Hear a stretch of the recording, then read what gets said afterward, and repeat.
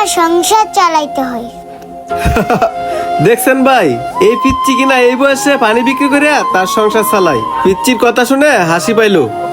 Uncle, আমার কথাটা এভাবে হাস্য উড়াই দিলেন। আমাদের মতো গরিব হয়ে জন্ম নেন নাই তো, তাই গরিবদের কষ্টটা বুঝবেন কি?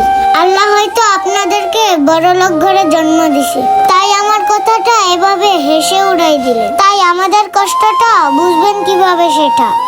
আমাদের মতো গরিবরা কত কষ্ট করে সংসার চালায়।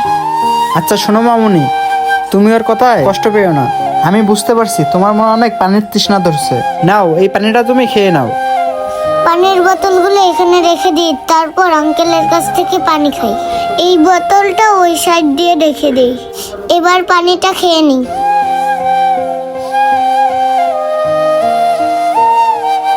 সত্যি মেয়েটার মনে হয় অনেক পানির তৃষ্ণা লাগছিল।